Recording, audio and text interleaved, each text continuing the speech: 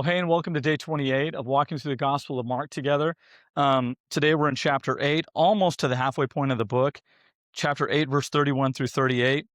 And Jesus, as I mentioned yesterday, has gone through this real shift where he goes from just teaching and doing miracles and kind of being that kinder, gentler, nicer version of himself to he starts to draw a line in the sand and he starts to be more confrontational, not only with those who are against him, like the Pharisees, but also even with his own disciples.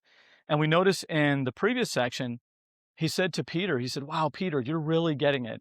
Blessed are you." The Matthew version of the story says, "Blessed are you, Simon, son of Jonah, for flesh and blood has not revealed this to you, but my Father who's in heaven."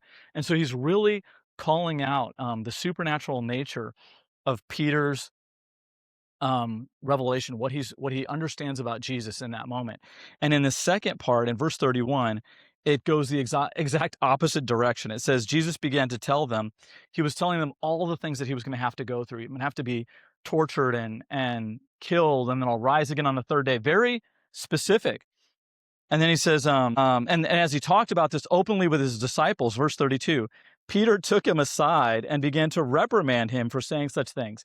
Can you imagine pulling Jesus aside kindly, like he's your grandfather, who's got a little bit of dementia or something, and quietly pulling him aside and reprimanding him, like this is how he's treating Jesus, and Jesus isn't going to take that. He didn't take it from his mother and brothers, and he's not taking it from Peter here. He says he looked at his disciples, then reprimanded Peter, "Get away from me, Satan. You are seeing things merely from a human point of view, not from God's." And so in the previous section, he said, you were seeing things from God's point of view. And he praised him. And here he says, you're seeing things only from a human point of view. And he says, you are being like Satan to me right now. And this is wild, this turn of events. But he definitely draws a line in the sand. He says, if any of you wants to be my follower, you must give up your own way, take up your cross, and follow me. And he goes on to say, and if you give up your life for my sake and for the sake of the good news, you will save it. So Jesus is saying here, like it's time to make a decision. I'm not just an accessory to your life. I'm not just a way of thinking that you can pick up and put away. Like we treat our Bibles a lot of time, like we put it on the shelf when it's convenient, we take it down and we want to use it when it's convenient.